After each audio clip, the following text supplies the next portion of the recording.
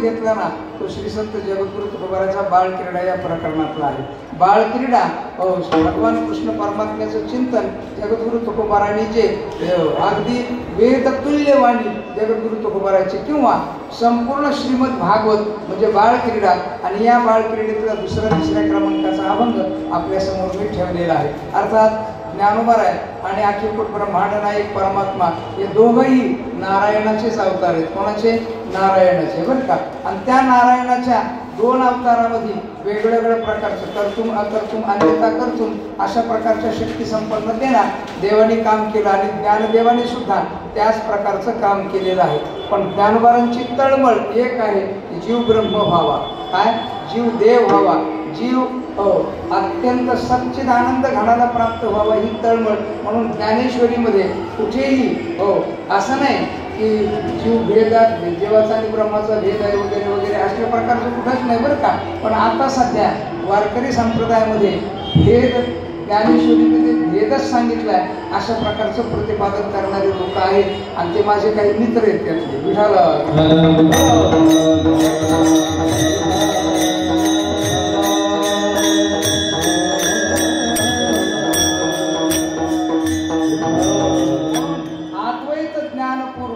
सांगत होतो. ज्ञानदेव वैष्णव मोठा वैष्णव म्हणजे काय?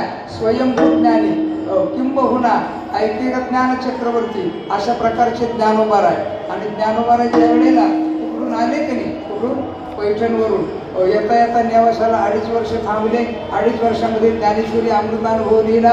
येता येता चांगदेव महाराजांना चमत्कार दिला.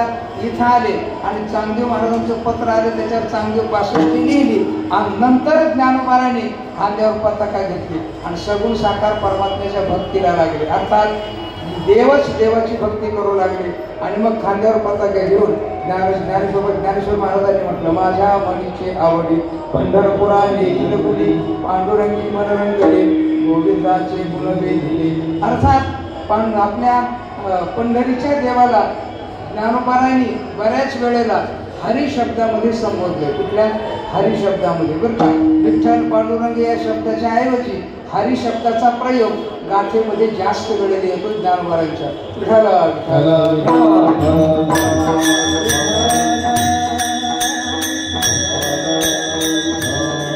आणि हा शब्द प्रयोग ज्ञानोबारांनी ज्ञानेश्वरीमध्ये घेतला बरं का.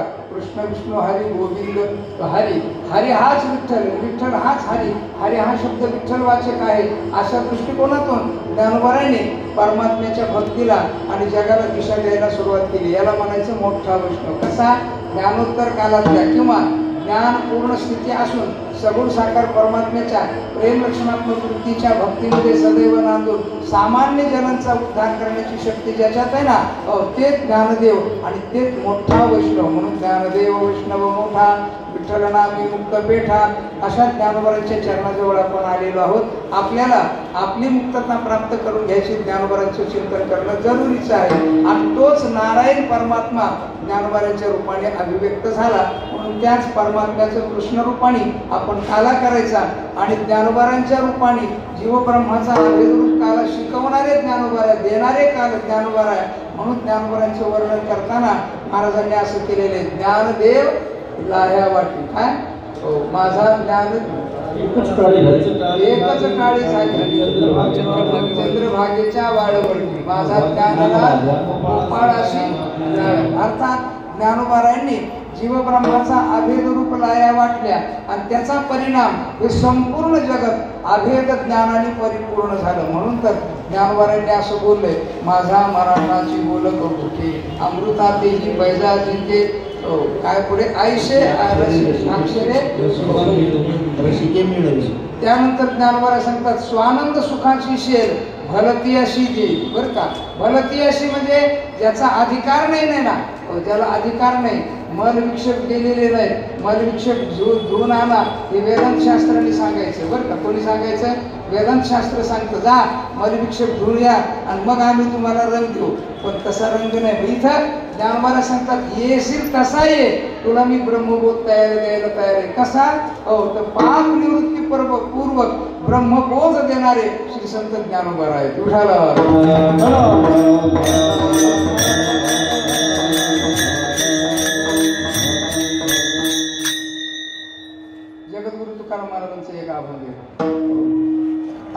ज्याचा अनुभव विश्वदेव सत्यत्वे देवतया जवळी असे पाप नाशे दर्शनी.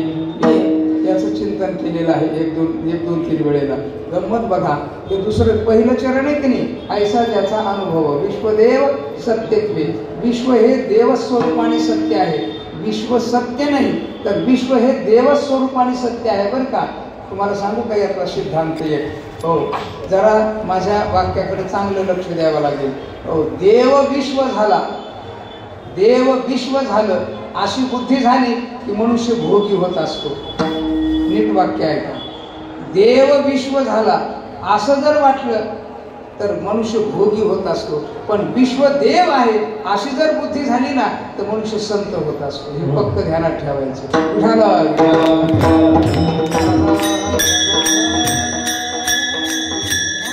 आपल्याकडे कुठेही असं नाही की देव विश्व झाला, आपणच विश्व झाला, साधू विश्व झाला. का?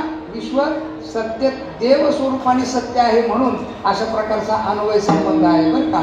म्हणून देव विश्व झाला आणि विश्वातले हे एवढे सगळे पदार्थ कशा करता केले? देव झाला तो आपल्या उपभोगाकरता केले. भोग वृत्ती वाढते माणसाची. पण ज्या वेळेला विश्व देव आहे अशी प्रवृत्ती होते ना त्यावेळेला माणसाच्या प्रवृत्तीत बदल होतो आणि तो असा बोलतो, जे जे भेटे भूत ते जे मानजे भगवंत, हा भक्तियोग निश्चित जाणपा माझा. अशा प्रकारचा. दुसरी गोष्ट अशी, ज्ञानोबा सांगतात, ऐकेगा कुशलादक मस्तका धनुर्वेद त्र्यंबका मी आत्मा से एकेका भूताच्या ठाई. अर्थात परमात्मा हे संपूर्ण शरीर म्हणजे विश्व, ते विराट हिरण्यगर्भ अव्याकृत हे परब्रह्म स्वरूप आहे. हे स्थूल सूक्ष्म आत्मस्वरूप आहे. अशा प्रकारचा ब्रह्मस्वरूपाचा म्हणजे विश्व ब्रह्म आहे अशा स्वरूपाचा अनुभव आला की त्या माणसाला आहे ना भोगवृत्ती निवृत्त होत असते आणि इच्छावृत्ती निवृत्त होत असते. म्हणून तर त्याच्याकरता म्हटलंय की इच्छा कश्य कामाय. कोणाची इच्छा निवृत्त होते? केवळ ज्ञान झालेल्या माणसाची इच्छा निवृत्त होते. कसं? तर विश्व देव आहे, जीव हा ब्रह्म आहे, अशा प्रकारची ज्ञानाची स्थिती होते ना त्याच माणसाची इच्छा निवृत्त होत असते. ज्याला ज्ञान होत नाही त्याची इच्छा निवृत्त होत नसते. म्हणून इच्छा निवृत्ती करता ब्रह्मज्ञानाने ते श्री संत ज्ञानोबारायांनी दिलं. आणि कसं दिलं? तर त्यांच्या अस्तित्वाने दिलं. केवळ कसं? त्यांच्या अस्तित्वाने. म्हणून इथं आलं ज्ञानोबाराचं दर्शन घेतलं की काय होतं? पाप नाशे दर्शने. आणि पाप निवृत्ती झाली की ब्रह्मबोध होण्याचा अधिकार होतो. म्हणून वेदांत शास्त्राकडे गेलं ना भलत्या मोठ्या खटाटोपी येतात, काही करायचं नाही, ज्ञानोबारांच्याकडे यायचं आणि मुक्त व्हायचं.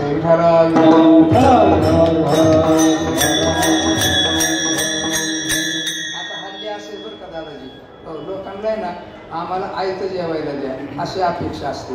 हो, काही पाहिजे तर पैसे घ्या पण जेवायला आयतं द्या बरं का. तसं आयतं जेवायची अपेक्षा आहे, काही कष्ट करून ब्रह्मबोध करण्याची अपेक्षा आहे. मग आयतं होत असेल तर ठीक आहे, हो, सहज होत असेल तर ठीक आहे. आणि हे सहज ब्रह्मबोध ज्ञानोबारांच्या कडून होत असतो.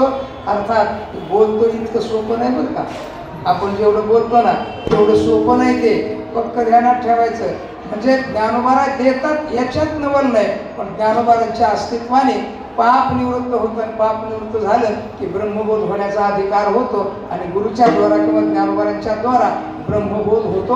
ही ज्ञानोबारांची ताकद आहे. ऐसा ज्याचा अनुभव विश्वदेव देवतया जवळ असे पाप नाशे. पाप निवृत्त होतं आणि पाप निवृत्तीपूर्वक ब्रह्मप्राप्ती होते. अशा प्रकारची शक्ती ज्ञानोबारांची आहे आणि ज्ञानोबारा आता आहेत इथं अशा प्रकारची. दुसरी गोष्ट ज्ञानेश्वरी गाथा अमृतानुभव नामदेव 65 याद्वारा ज्ञानोबारा आपल्या जवळ आहेत, हृदयात आहेत. आणि त्या ज्ञानोबारांचं चिंतन जर केलं आपण तर नक्कीच ब्रह्मबोध होतो, याच्यात नवलच नाही.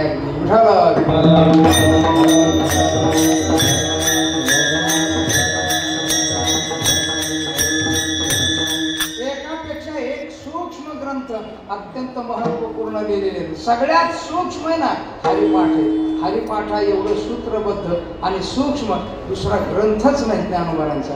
ज्ञानोबारांचा सर्वात स्थूल ग्रंथ म्हणजे ज्ञानेश्वरी. स्थूल ग्रंथ, स्थूल म्हणजे म्हणतो तेवढं स्थूल नाही, अत्यंत सूक्ष्म असलेला स्थूल आहे तो बरं का. असा ग्रंथ म्हणजे ज्ञानेश्वरी. अमृतानुभव केवळ संवित्ती मात्र, म्हणजे जिथं अज्ञानाचं खंडन केलं याच्यात काही विशेष नाही, ज्ञानाचंही खंडन केलं. आणि कोणत्या ज्ञानाचं खंडन केलं तर वृत्ती ज्ञानाचं खंडन. बरं का, कुठलं? वृत्ती ज्ञानाचं. अविद्येचं अज्ञान, आता आमचं सध्या अविद्येचं अज्ञानाचं खंडनच चाललेलं आहे. हो नाही, अज्ञान खंडन संपलंय मला वाटतं. महादेव तुम्ही आलेच नाही, त्यामुळे तुम्हाला काय विचार.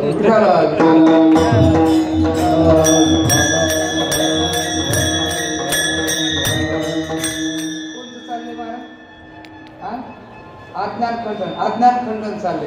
अज्ञान खंडन केले याच्यात नवल नाही. आमचे महाराज सांगतात बरं का, मी नाही सांगत. महाराज सांगतात आणि मी श्रोता आहे. महाराज आणि माझ्यासारखे श्रोते आहेत महाराजांचे. माझ्यापेक्षा मोठी आहे ती एक जण, पण त्यांचं नाव सांगणं चांगलं नाही म्हणून सांगत नाही. विठाला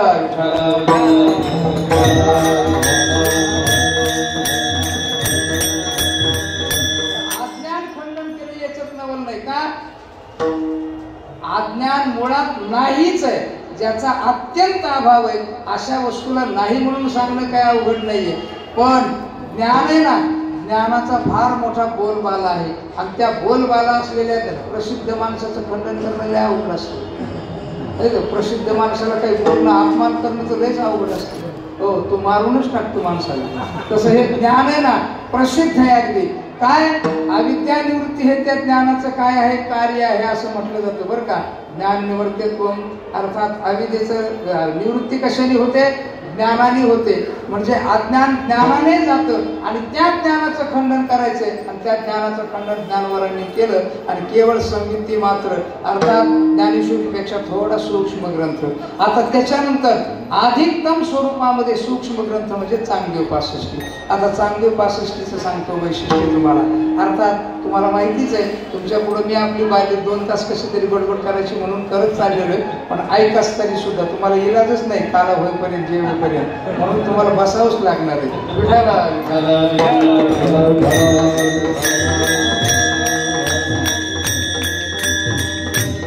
याच्यावर गुरुजी फार चिंतन सांगायचे आमचे. गुरुजी म्हणायचे की तत्पोंपत शुद्धी ज्याची झालेली असते ना, त्याला पोंपत शुद्धी करता काही सांगायची गरज पडत नाही. तोंपत शुद्धी झालेली नाही, आत्मगोचर वृत्ती झालेली, म्हणजे तोंपत शुद्धी होऊन आत्मगोचर वृत्ती झाली. आणि त्या आत्मगोचर वृत्तीच्या पुढे राहिलं काय तर ब्रह्मगोचरता राहिली. काय? ब्रह्मगोचरता. आता आत्मगोचर वृत्ती झाली म्हणजे काय? परिच्छिन्नता संपली. नीट ऐका बरं का, परिच्छिन्नता संपली म्हणजे एका ज्ञानाने परिच्छिन्नता संपते. कुठल्या? आत्मगोचर वृत्ती झाली की परिच्छिन्नता संपते, पण परोक्षता तशीच राहते. काय होते? परोक्षता तशीच राहते. ती परोक्षता निवृत्त झाली तर आणि तरच फल, नाही तर फल नाही. मग चांगदेव महाराजांची तोंपत शुद्धी झालेली होती आणि आत्मगोचर वृत्ती होती. योग सामर्थ्याने आत्मगोचर वृत्ती होते, पण तोच आत्मा ब्रह्मरूप आहे अशा प्रकारच्या परोक्षतेच्या भ्रांतीला निवृत्त होण्याकरता थोडंसं काय होतं? प्रतिबंध होतो. म्हणून परिच्छिन्नतेची भ्रांती निवृत्त होऊन परोक्षतेची भ्रांती निवृत्त झाली पाहिजे. हो, तर यांची परिच्छिन्नतेची भ्रांती निवृत्त झाली होती. राहिलं होतं काय? परोक्षतेची भ्रांती राहिली होती. आणि त्या परोक्षतेच्या भ्रांतीच्या निवृत्ती करता ज्ञानोबारांनी कोऱ्या पत्रावर लिहून टाकलं, स्वस्ती श्री वटेशु जो लपोनी जगदा भासू दावी मग ग्रासू प्रगटाला केले. आता खऱ्या अर्थाने ब्रह्म आहे ना, ब्रह्मशब्द, ब्रह्मशब्द हा त्या निराकार निरावचिन्ह चैतन्याकरता. आणि चैतन्य म्हटलं ते या पदात आहे. कुठल्या? ते म्हणजे नपुसक लिंगात आहे बरं का. पण ज्ञानोबारांचं सामर्थ्य पहा, त्या चैतन्याला सुद्धा पुलिंगामध्ये आणलं. कुठं आणलं? पुलिंगात आणलं. जो शब्दाचा प्रयोग. काय? जो म्हणजे आत्मवाचक शब्द नाही, तो ब्रह्मवाचक शब्द आहे. जो कोण? जो म्हणजे परमात्मा. जो म्हणजे कोण? तर परब्रह्म. जो म्हणजे कोण? तर सगळ्या जगाचा अधिष्ठान असलेला जो, तो लपोणी. म्हणून चांगदेव महाराजांना परोक्षतेच्या भ्रांती निवृत्ती करतात. काहीचं काम काही झालेलं असतं, काही राहिलेलं असतं. हो, बऱ्याच वेळेला काम करताना आता जेवण वाढायचे, काही जण पत्रळ वाढतात, काही जण मीठ वाढतं, काही जण हो नंतर जेवण वाढलं जातं. तसं यांचं आहे ना, यांच्या हातानेच मीठ घेतलेलं होतं. कोणी? चांगदेव महाराजांनी. म्हणजे त्यांची परोक्षतेची भ्रांती राहिली होती आणि परिच्छिन्नतेची भ्रांती निवृत्त झाली होती. ती निवृत्त होण्याकरता ज्ञानोबारायांनी सुरुवात केली. स्वस्ती श्री वटेषु अर्थात इथं ज्ञानोबारायांनी चांगदेव महाराजांना आशीर्वाद दिला. चांगदेव महाराजांना काय दिला? आशीर्वाद दिला. थोरलं कोण? ज्ञानोबाराय का चांगदेव महाराज? थोरलं कोण? हा नाही, आता तुम्ही ज्ञानोबाराय म्हणणार कारण तुम्हाला माहिती आहे म्हणून, पण वास्तविक पाहता 1400 वर्षाचं आयुष्य कोणाचं? चांगदेवाचं. आणि 16 ते 18 वर्षाचं आयुष्य वय कोणाचं? ज्ञानोबारायचं. म्हणजे लहान का मोठे? आता याच्यावरून ज्ञानोबारायचा मोठेपणा लक्षात घ्यायचा. 1400 वर्षाच्या योग सामर्थ्याने परिपूर्ण आत्मगोचर वृत्ती असलेल्या चांगदेव महाराजांना ज्ञानोबाराय म्हणतात, हे चांगदेवा तुझं कल्याण असो, हे वटेश्वरा तुझं कल्याण असो. म्हणजे एवढ्या वर्ष जगलेल्या व्यक्तीला ज्ञानोबाराय आशीर्वाद देतात. म्हणजे ज्ञानोबाराय किती थोरले? ज्ञानोबाराय थोरले नाही, ज्ञानोबारायला उत्पन्नच होत नाही, त्यामुळे ज्ञानोबारायांचं वयच सांगता येत नाही. विठाला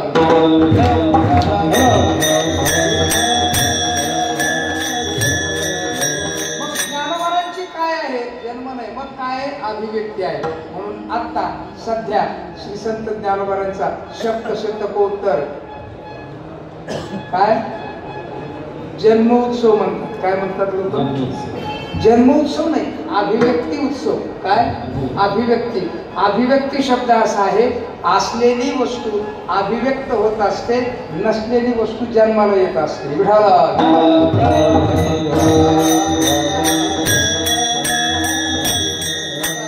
जीवाचे जर प्रकार बघितले ना, तर एक प्रातिभाषिक जीव आहे, एक व्यावहारिक जीव आहे आणि एक पारमार्थिक जीव आहे. बरं का? आता हा पारमार्थिक जीव म्हणजे काय? ज्ञानोबाराय. व्यावहारिक जीव म्हणजे काय? कूटस्थ चैतन्य. आणि प्रातिभाषिक जीव म्हणजे काय? जीवत्व विशिष्ट जीव म्हणजे प्रातिभाषिकता. बरं का? हो, जीवत्व गेलं की राहतो जीव. काय? जीव राहतो, जीवत्व जातं आणि काय राहतं? जीव राहतो. बरं का? आता तुम्ही म्हणतात जीवत्व गेल्यावर जीव कसं काय जात नाही? याचा जायला पाहिजे. जीव राहतो, जीवच चिरंजीव आहे. विठाला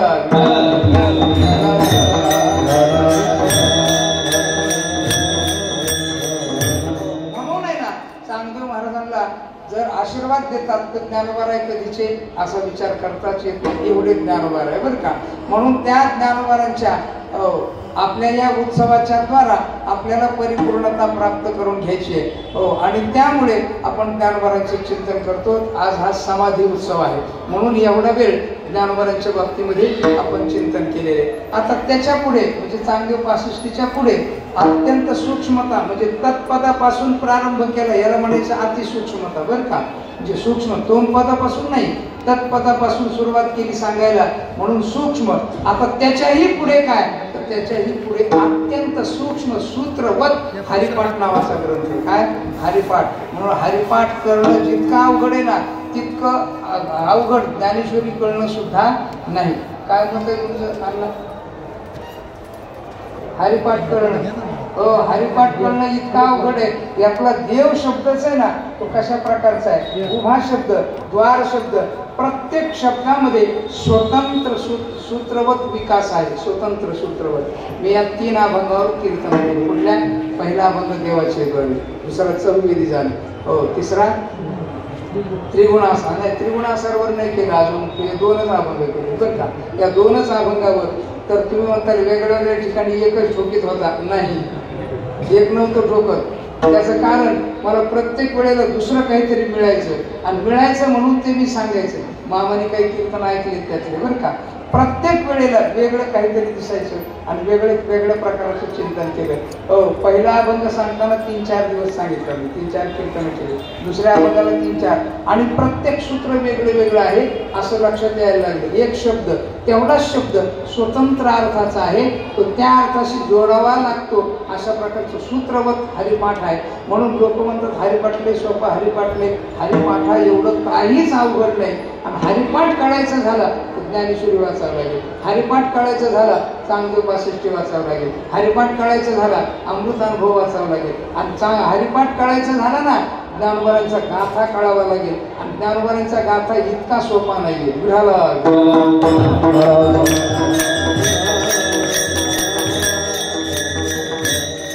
सगळ्या संतांनी ज्ञानोबारांचं वर्णन वर्णन केलं ते मूर्ख आहेत असं वाटतं का तुम्हाला? संत असं वाटतं का? अहो ते प्रतिभा असलेले क्रांतदर्शी असलेले सगळे संत ज्ञानोबारांचं वर्णन करतात म्हणजे ज्ञानोबार आहे त्याही पेक्षा विशेष, शब्द विशेष, घडण विशेष, म्हणून ज्ञानोबारांच्या सर्वच अंगाने शरीरासह वर्तमान ज्ञानोबारांचं शब्दांग सुद्धा अत्यंत सौष्ठव्य संपन्न आहे, म्हणून कळणं अतिशय कठीण आहे. म्हणून ज्ञानेश्वरी, आता मी ज्ञानेश्वरी वाचायला सुरुवात केली बरं का. काय आत्ताशी ज्ञानेश्वरी वाचायला सुरुवात केली म्हणजे आत्तापर्यंत वाचित होतो आणि आत्ता ज्ञानेश्वरी वाचायला सुरुवात केली. इतकं अवघड, इतकं भयंकर कठीण वाटतं कधी कधी. संबंध जोडता जोडता माणूस बेजार होतो. ज्ञानेश्वरी इतकी कठीण आहे, आता हरिपाठापर्यंत कधी पोहोचायचं आहे की नाही? एका जन्मात ज्ञानोबारांच्या या 4 वाङ्मयापर्यंत 5 वाङ्मयापर्यंत जरी पोहोचला ना मनुष्य, तरी आपल्याला वाटतं आपण आपलं कुजलेलं पाणी उगं काय शहाणपणा करायचं, एवढी एवढी बुद्धी, नासकी बुद्धी, आणि त्या नासक्या बुद्धीमध्ये एवढं हे होत नसतं. ध्यानात ठेवायचं. मग काय त्यांचीच कृपा व्हावी लागते, त्याशिवाय काहीही घडत नसतं. काल अण्णांनी सांगितलं चिंतन केलं की मला अर्थ अभिव्यक्त होतात. का? त्याला झटे दिले ना माय दूध देते, तसं आपण झटे द्यावे लागतात त्याला, मग त्याचं दूध मिळतं. असं ज्ञानोबारांचं स्वरूप आहे आणि ती माता आहे. ज्ञानोबारा काय आई आहे. मला तर असं वाटतं कृष्ण अवतारामध्ये बरं का, कृष्ण अवतारामध्ये कुंती माता बघितली, त्याच्यानंतर दुर्योधनाची आई काय गांधारी माता बघितली, कुंती माता बघितली. रोज ती सकारात्मक जगणारी, कशी सकारात्मक जगणारी कुंती माता बघितली. आणि कुंती माता बघता माता, यशोदा माता बघता बघता, देवकी माता बघता बघता ही माता काय भानगड आहे असं कृष्णाच्या डोक्यात आलं, देवाच्या बरं का. असं माझं म्हणजे मी एक कल्पना करतो, देवाच्या डोक्यात आलं माता काय भानगड आहे बोली, माता काय, ही यशोदा माता किती काय असतं नेमकं काय, मला तर काही कळत नाही, देवाला कळत नाही. म्हणून त्याने ना प्रयत्न केला. सत्य शेवटी भारतीय महायुद्ध झालं आणि त्या मातेने भगवान कृष्ण परमात्म्याला शाप दिला. कोण्या? दुर्योधनाच्या आईने, गांधारीने, आहे की नाही? ते इतके मुलं माझे मेले आणि कृष्णाला काय शाप दिला. तो शाप दिल्यानंतर ही माता काय असते असं त्याच्या अंतःकरणात दाटून आलं. आणि दाटून आलं म्हणूनच तर तोच अवतार झाली अलंकापुरी. मग मातृत्व काय असतं हे ज्ञानोबाराने उपभोगलं, म्हणजे तिथं वाटलं आणि इथं उपभोगलं. अशी माता म्हणजे ज्ञानोबारा आहे.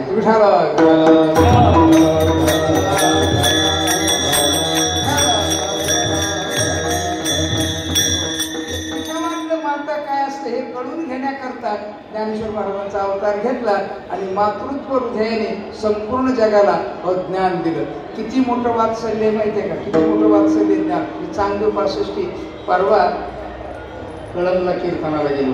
तिथे एक मुलगी ज्ञानोबारांच्या समग्र वाङ्मयाअंतर्गत रसवृत्तीचा विचार करते. रसवृत्तीचा PhD ज्ञानोबारांच्या समग्र वाङ्मयातील बोनी वाचले सुद्धा नाही अजून सगळं वाङ्मय. ती PhD करते पोरगी.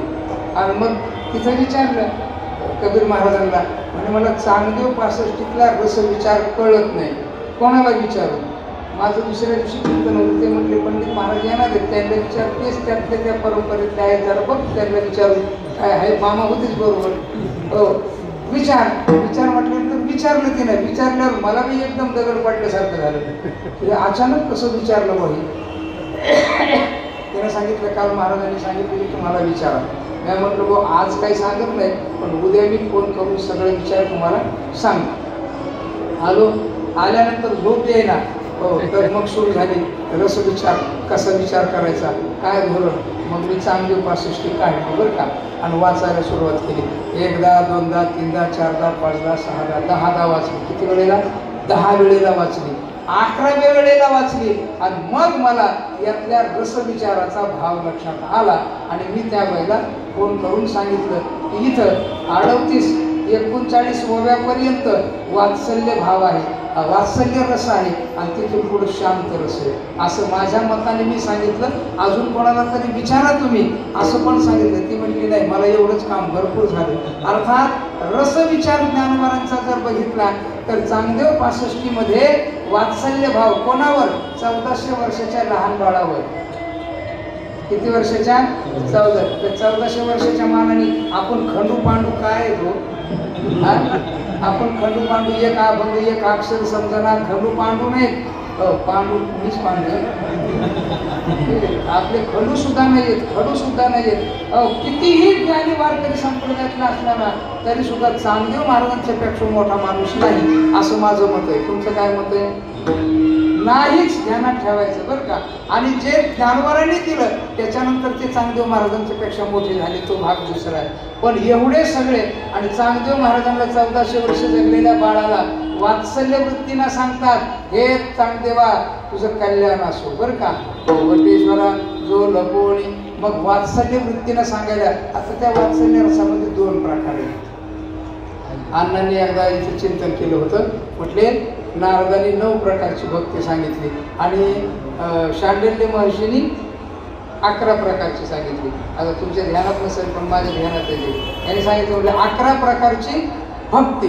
आता ही 11 प्रकारची भक्ती कशा करतात तर रस सुद्धा 11 सांगितले शांडिल्य महर्षींनी बरं का. रस सुद्धा 11. कसे 11 तर वात्सल्य रस आणि तो दोन्हीकडून मातेकडून पुत्राकडे आणि पुत्राकडून मातेकडे म्हणून वात्सल्य वृत्तीनं अत्यंत समर्पण केलं कोऱ्या पत्राच्या द्वारा आणि मग मातेने वात्सल्य वृत्तीनं चांगदेव महाराजांना ते परिपूर्ण दुग्धपान करून दिलं आणि परिपूर्णतेला प्राप्त करून दिलं. ही ज्ञानोबरांची उंची आहे, हे ज्ञानोबरांचं मोठेपण आहे, हे ज्ञानोबरांचं मातृत्व आहे.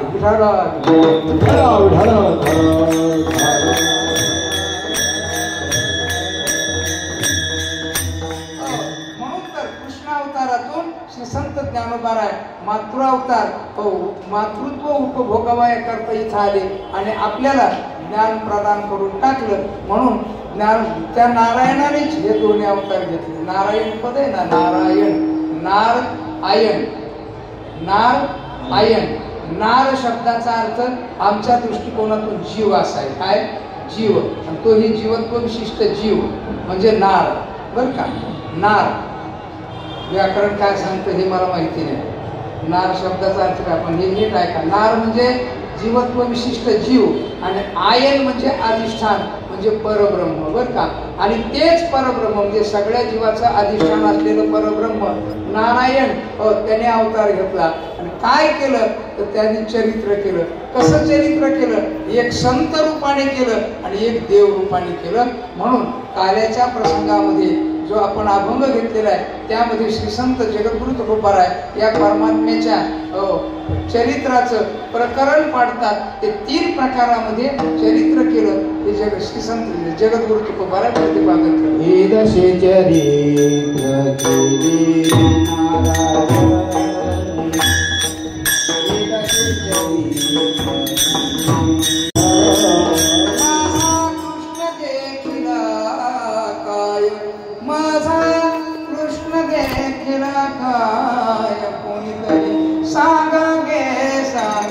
हाती घेऊन या फुल अंगणी रांगत आले मुल होते सारा तमी चूल कैशी भूल पडियेली कैशी भूल पडियेली कोणीतरी. हे देवानी रांगताना चरित्र केलं बरं का. गोधनी राखिता देव कुमार वयास लागले. 8 वर्षात आले. थोडं कमी करा. कुमारवयात आले आणि मग घोड्या सुरू केल्या. किती घोड्या? याच्या घोड्या सांगू किती.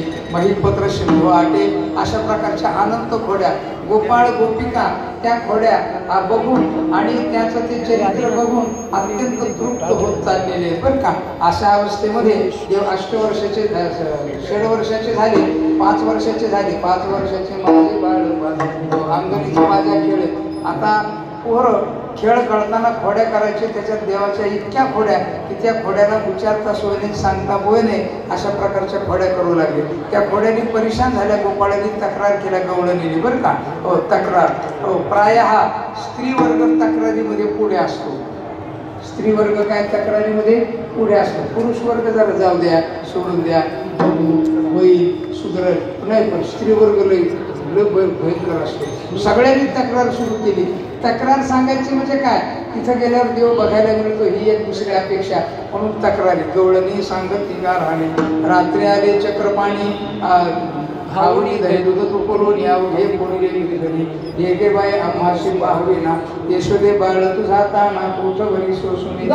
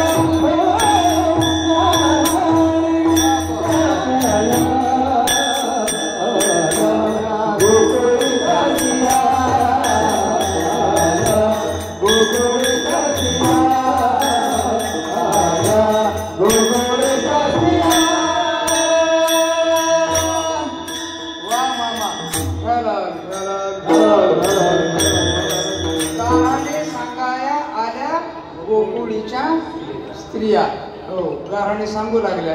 आता हे गाराणे एवढे सांगितले की ती यशोदा वैतागून गेली आणि नंदबाबाला सांगितलं आणि नंदबाबांनी हो भगवान परमात्म्याला सांगितलं आता उद्यापासून गाय राखायला जायचं बरं का. असं सांगितल्याबरोबर दुसरा दिवस उगवला, सगळे गोपाळी एकत्र आले, गायी आल्या आणि देवाने दिशा दिली आणि गायी राखायला गेली बरं का. गोधने राखिता काय काय चरित्र केलं. ब्रह्मदेवाचा गर्वहरण केला, इंद्रदेवाचा गर्वहरण केला, गोवर्धन उचलला, कालिया महासर्पनाथून आणला आणि खेळ खेळले आणि काला वाटला. असं 6 प्रकारचं चरित्र बरोबर आहे का महादेव महाराज. भागवताचार्य हरिभक्तपरायण महादेव महाराज भागवताचं अत्यंत सूक्ष्म चिंतन करतात. ते 6 प्रकारचं चरित्र रानामध्ये केल्यानंतर केलं. अर्थात रानात काग बगरीच्या हे सुद्धा रानातच मारलेले आहेत देवाने लहानपणी. अशा प्रकारचा हे चरित्र केलं आणि या चरित्रामध्ये प्रमुख चरित्र आहे खेळताना काय काय खेळ खेळले. हुदुदुदू चेंडूलगोरी नानापणी खेळ मांडियेला यमुनेच्या तीरी हा सगळा खेळ खेळून गोपाळ दमले आणि आता देवाने तक्रार केली. गोपाळाने तक्रार केली, म्हटले आता आम्हाला आहे ना भूक लागली आहे खाद्य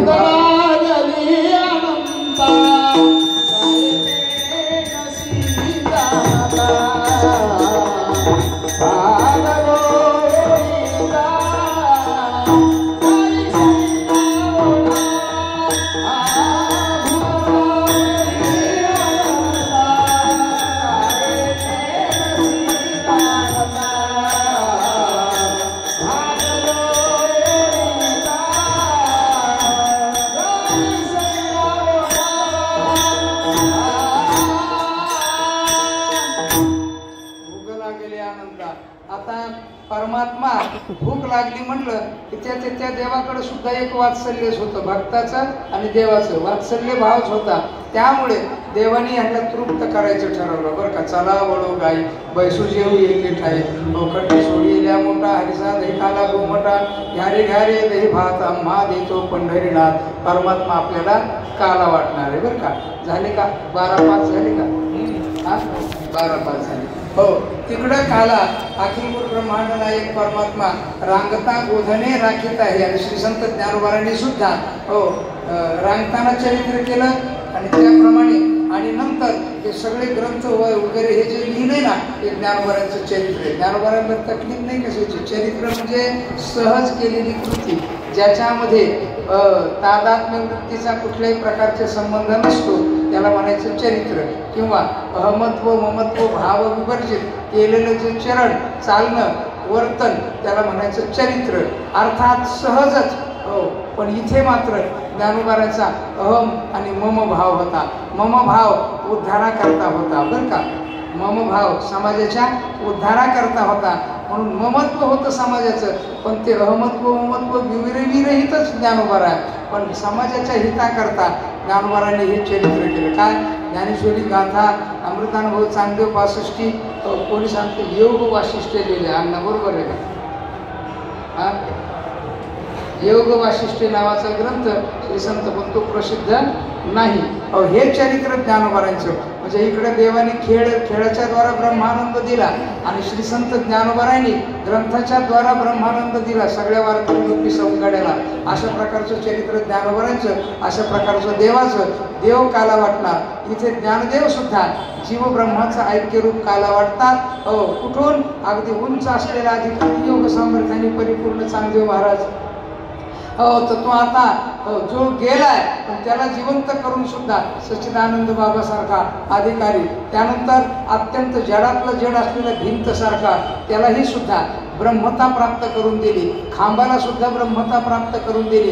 रेड्याला सुद्धा अशा प्रकारचं असीम असलेलं सामर्थ्य, निश्चिम असलेलं सामर्थ्य म्हणजे श्री संत ज्ञानोबारांचं. आणि हे चरित्र ज्ञानोबारांनी कुमारावस्थेमध्ये केलं. कुठल्या कुमारावस्थे म्हणजे 12 ते 18 या वयकालामध्ये ज्ञानोबारांनी हे चरित्र केलं.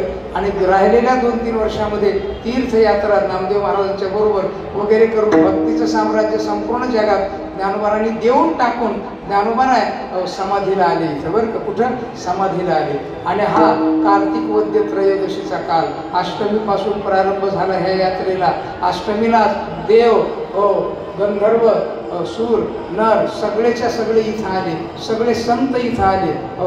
काय उंच पताकाचे हार, उंची पताका नाही. ज्ञानदेव वैष्णव मोठा, याची सुरुवात काय? योगा कुंच पताकाचे भार आले वैष्णव वीर. पुढे पुढे तुमचं तुम्ही बघून घ्या. तेने पळती यमकिंकर.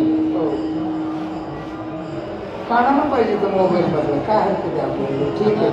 अशा प्रकारचे सगळे वारकरी इथे एकत्र आले आणि इथे वारकरी आले, देव आले.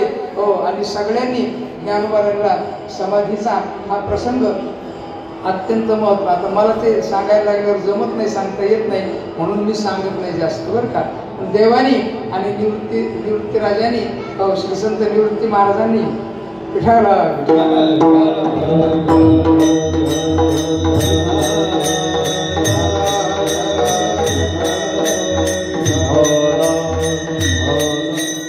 श्री संत ज्ञानोबारांचे गुरुराज निवृत्ती महाराज.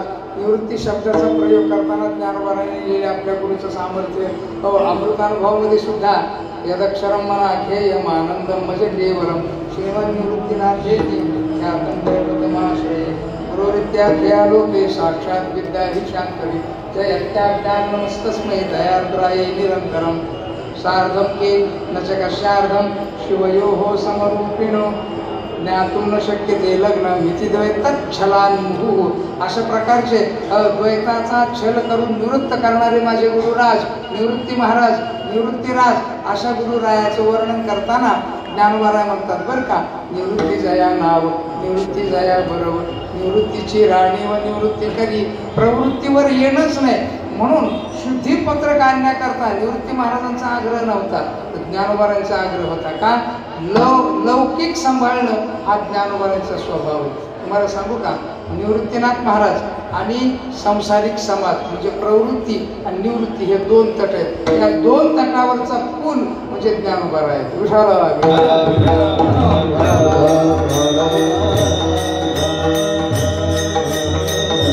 म्हणून ज्ञानेश्वरीमध्ये जागोजागी निवृत्तीनाथांची आज्ञा होईपर्यंत वर्णन करायचं. निवृत्तीनाथांनी आज्ञा दिली की मग श्लोकार्थ प्रतिपादन करायचा, असं जागोजागी दिसतं बरं का. गुरुच्या आज्ञेशिवाय शास्त्र हाती न शिवे नाही. ज्ञानोबाराय म्हणजेच गुरु आज्ञेचं रूप आहे एक प्रकारचं.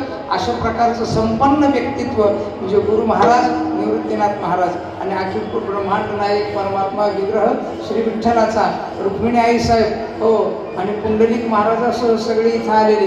आणि ज्ञानोबारांचं एक हात धरला भगवान परमात्म्याने आणि एक हात धरला निवृत्ती राजाने, गुरु निवृत्तीनाथ महाराजांनी.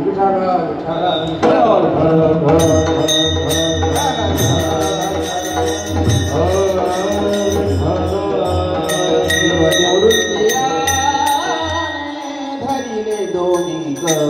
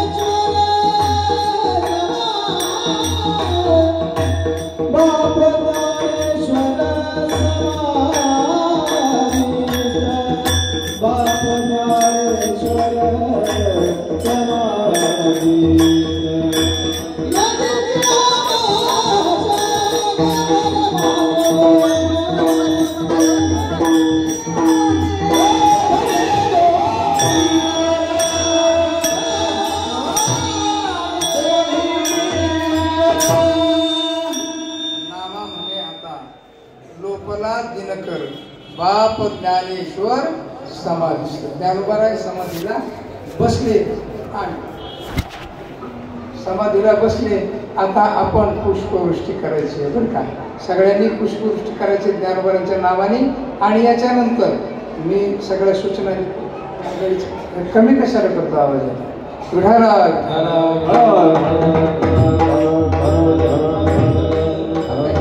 हेच प्रमाण आपण म्हटलोय. नावा म्हणे आता लोकाला दिनकर बाप ज्ञानेश्वर समाधीस्थ पुंडलिक